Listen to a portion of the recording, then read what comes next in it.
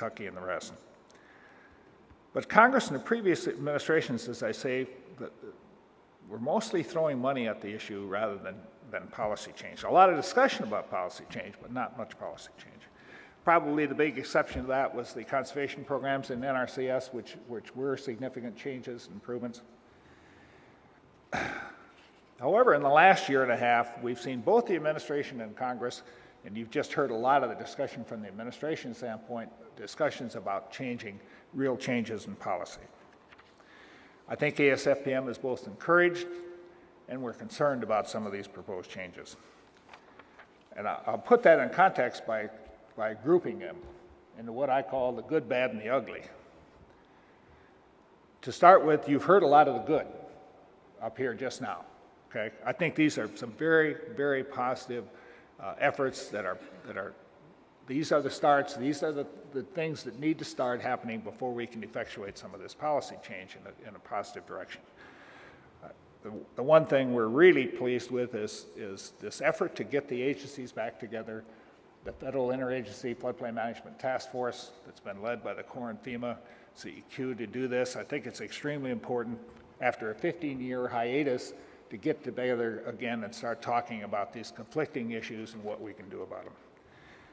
Both John and Rock talked about the principles and standards, and that effort extremely important.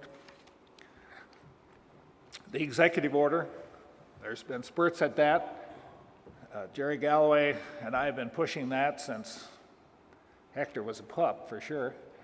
After the '93 floods, as you know, Jerry pushed that very heavily, and every administration has made a run at it. Just never been able to make it happen. And we're very optimistic that updating that executive order to reflect new technology, new concern, new approaches, making sure that federal monies are spent appropriately. That's really what it's about. It's not directing states and locals to do anything. It's saying to the federal agencies, if you're going to use your resources and technical capabilities, let's do the right thing. We know how especially important that is when it comes to critical facilities that are not operable during extreme events, Katrina being the poster child for that. FEMA's effort at rethinking the NFIP. This is an important activity, extremely important, and as you heard here this morning, you are the people that can have a real influence on that, and I know Sandra and crew gave you that message yesterday. So Mike Grimm, I probably should give you his phone number directly, but no, I won't do that. But you need to be telling Mike what you think needs to change in the crew. We'll be helping FEMA reach out in that effort to make sure all of you get ample opportunity to do that. These watershed approaches that I think EPA and the Corps and others are leading on is extremely important. Flood risk management, instead of floodplain management or just levees or dams, but looking at it in a flood risk management approach. I really want to give the Corps of Engineers, starting with Don Riley, who really pushed this, and now with Hecker and Pete Rabone. This is an extremely important effort, and FEMA is joining in this with a strong approach. And this is really how we need to get to where we are going. Putting together those structural and non-structural approaches in combinations with other tools and with all agencies, states, and the locals. I'm encouraged that the federal agencies are starting to incorporate new adverse impact approaches in some of their things that they're talking about. This helps balance that who benefits and who pays equations that is not now working in a way that we want it to work. Let me talk a little bit about the bad.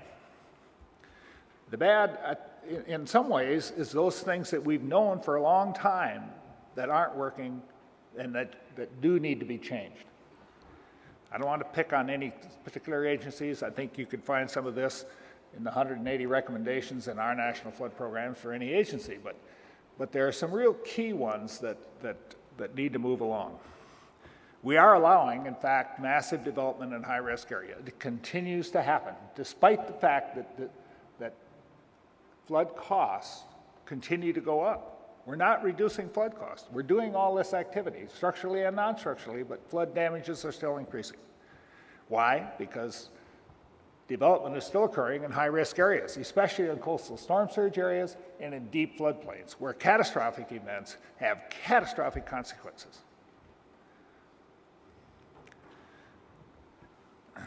These are places where we cannot build structures safely and we can't evacuate people safely. We need to think about that. We need to use common sense solutions to this.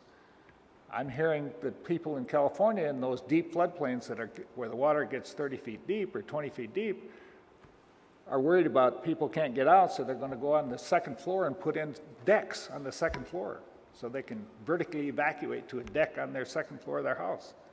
This isn't solutions, people. This is Band-Aids on cancer. We're allowing new development in floodways through a farcical process called no-rise certificates, which totally ignore cumulative impacts when we know they're going to happen. We continue now, we're building 100-year levees in highly urbanized areas with critical facilities behind them. The Corps never used to do that. Now they do it. Why? Because the community doesn't want anything more than a 100-year levee, do they? Because that gets them out of buying flood insurance and regulations. Those policies are conflicting, and they're leading us down a primrose path. We've talked about it, but we're not changing it yet, and hopefully it will. Disaster assistance, we continue to provide disaster assistance time and time and time again. The least a community or citizen does to prevent cost and damages, the more apt they are to get our federal dollars. That's a negative incentive. And we think people are going to change behavior if you do that? Levy O&M, the same thing. Yes, we were supposed to maintain our levy. We promised to maintain it, but we didn't. But now we need federal money because we didn't do it. Think about it. Those people that did do their good O&M, they're helping support now those that didn't do it. We got to change that. And we continue to use the same process for communicating risk. I hope all of you took what Dennis said yesterday to heart. He's right. If we think people are going to start to magically understand the term 100-year flood, or people will understand probability, we're smoking rope, people. It's not going to happen.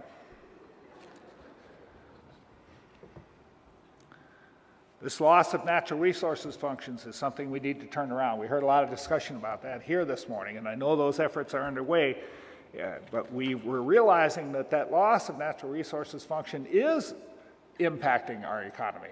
We rely on those natural resources.